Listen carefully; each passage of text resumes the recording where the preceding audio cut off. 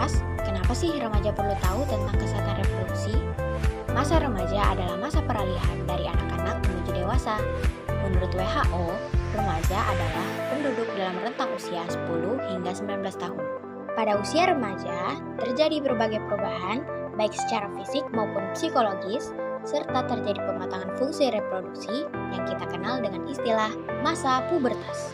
Ketika remaja tahu bagaimana cara bersikap dan berperilaku sehat selama proses pematangan fisik pada dirinya, remaja akan tumbuh menjadi seorang dewasa yang sehat dan memiliki keturunan yang sehat serta kehidupan yang berkualitas. Pubertas. Masa pubertas umumnya dimulai sejak usia remaja awal. Pubertas adalah satu tahap perkembangan di mana seseorang mengalami perubahan fisik dan emosi yang memungkinkannya untuk mampu bereproduksi. Tanda remaja laki-laki yang sudah pubertas adalah mengalami mimpi basah. Sedangkan pada remaja perempuan, masa pubertas ditandai dengan haid atau menstruasi. Terjadinya kedua hal ini pada remaja menandakan bahwa organ reproduksi mereka telah matang. Ciri lain terjadinya pubertas pada remaja laki-laki, tumbuh janggut dan kumis, tumbuhnya jakun, bahu menjadi lebih bidang, tumbuhnya rambut pada ketiak dan dada, tumbuhnya bulu halus di sekitar alat kelamin yang sudah matang, serta tubuh yang lebih bermassa atau berotot. Sedangkan ciri pubertas lainnya pada remaja perempuan antara lain payudara membesar, tumbuh bulu halus di sekitar ketiak, rongga pinggul yang membesar, tumbuh bulu halus di sekitar alat kelamin. Baik pada remaja laki-laki maupun perempuan, masa pubertas disertai kulit lebih berminyak sehingga dapat menimbulkan jerawat dan jumlah keringat yang bertambah. Selain perubahan fisik, terjadi juga perubahan psikis pada remaja selama masa pubertas. Emosi yang tidak stabil, di mana perasaan remaja menjadi lebih sensitif, mudah tersinggung atau justru lebih senang menyendiri. Rasa ingin tahu yang besar dan sering muncul keinginan untuk mencoba-coba berbagai hal. Mandiri, di mana semua remaja sudah ingin melakukan segala sesuatu sendiri tanpa bantuan orang lain. Mencari jati diri dengan melakukan berbagai kegiatan dan hobi yang disenangi. Serta mulai munculnya perasaan tertarik pada lawan jenis. Nah, seluruh perubahan baik fisik maupun emosi yang kamu rasakan itu wajar kok. Remaja adalah waktu untuk ingin tahu segala hal, termasuk soal cinta-cintaan. Jatuh cinta terus pacaran, saking kasmarannya jadi makin kepo deh. Terus lanjut buat coba-coba ngelakuin hal yang enggak-enggak. Hati-hati, seks pranikah. Hubungan seksual pranikah adalah kontak seksual yang dilakukan remaja dengan lawan jenis tanpa ikatan pernikahan yang sah. Dampak utama dari seks pranikah yaitu terjadinya kehamilan tidak diinginkan dan infeksi menular seksual.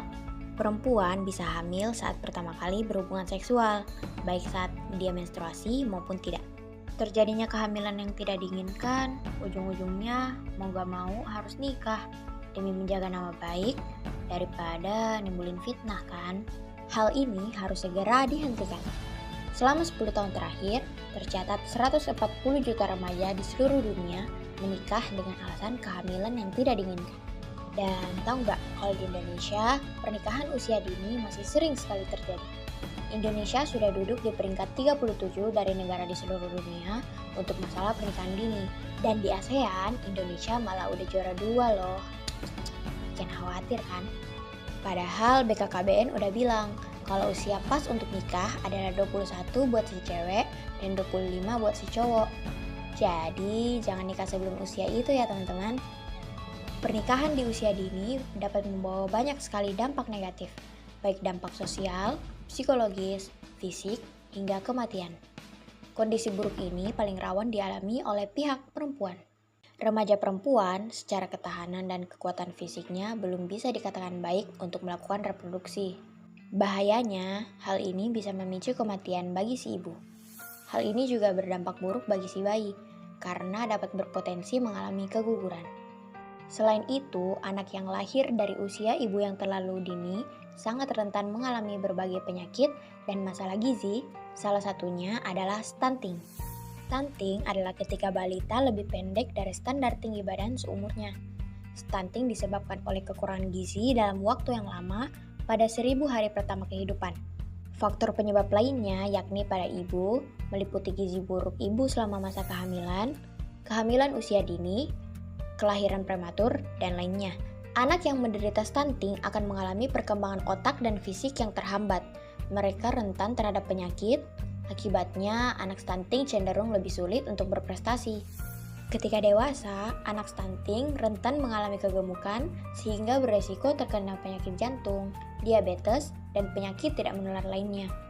Jika dibiarkan, hal ini dapat mengancam produktivitas dan kualitas hidup generasi penerus bangsa selanjutnya.